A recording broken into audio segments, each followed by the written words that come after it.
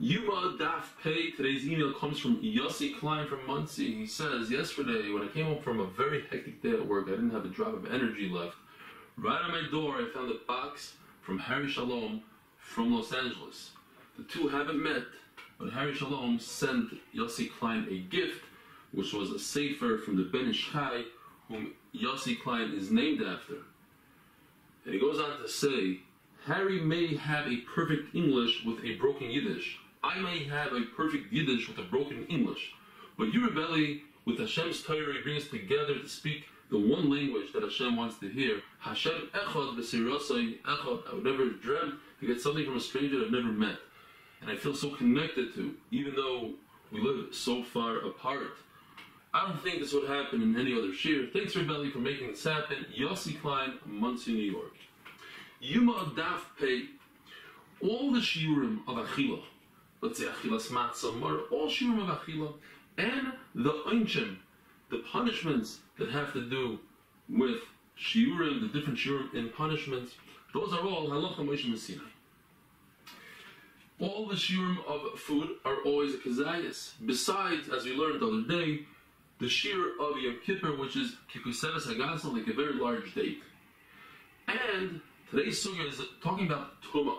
The Torah changed its lashon when it comes to Tumah. It says, Mikol ha'oichel asher yi'achel. It's a double lashon. It should just say, from all the food, not all the food that's eaten.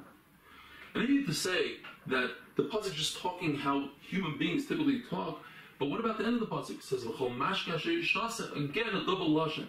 So we learn from Yom Kippur that just like Yom Kippur, there's a difference in the lashon. Shalei su'una, the Torah doesn't say don't eat. It says don't afflict any pain.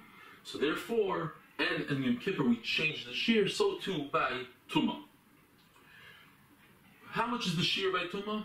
The size of an egg. Because it says, Mikol ha'oichel asher yi'achel.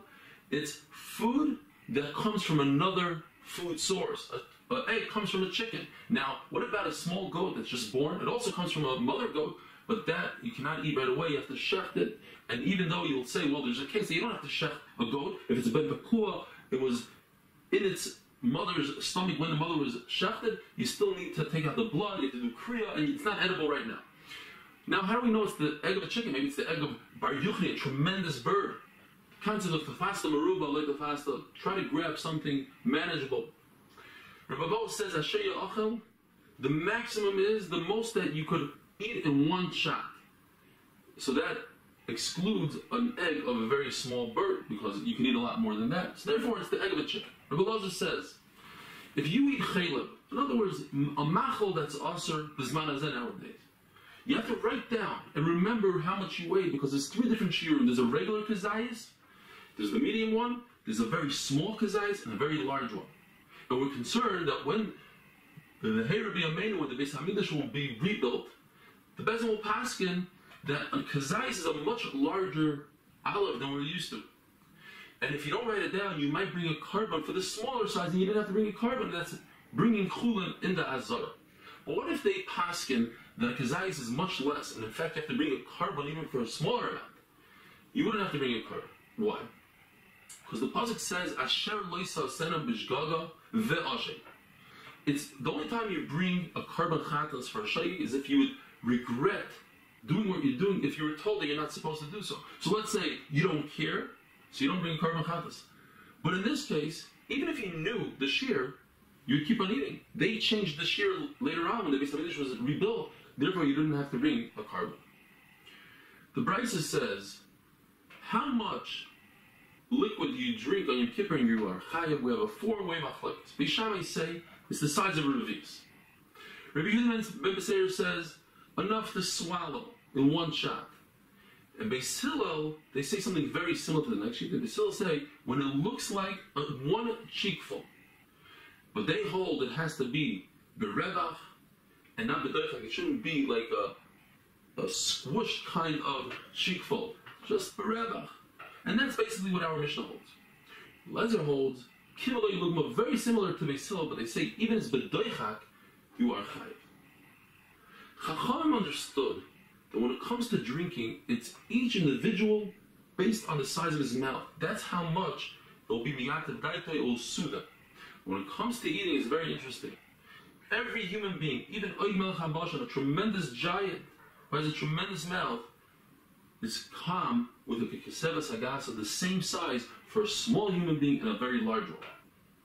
The only difference between a giant and a small person is that although it will soothe them, but the question is, for how long will it soothe them? For a giant, it doesn't last very long, and for a smaller person, it lasts much longer. The same halacha would apply with fatty meat and the leaves or whatever it is that goes together with a grape.